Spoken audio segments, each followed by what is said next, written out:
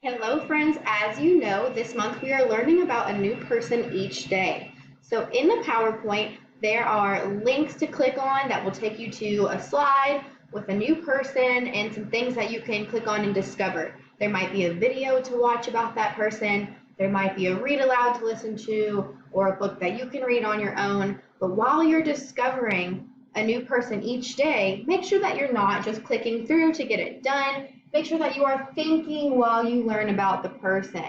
Have your brain turned on and be thinking, what am I learning that I didn't know before? Because each day, you guys are going to be writing a sentence telling me what you learned about the person of the day. So, your sentence that you're going to write after you learn about your person, you're going to write, I learned that, and then you're going to tell me what did you learn.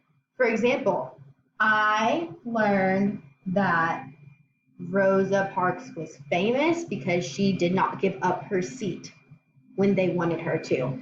That's how she became famous. That's how she helped to start making a difference. So each person that you learn about this week, you're going to be writing only one sentence. One sentence. So I really want you to think while you're watching the videos and while you're learning about the person, think what are you learning that you didn't know before, and you're going to write, I learned that, and you're going to tell me one thing you learned about the person. What we're going to focus on this week is a little bit more focused on our writing.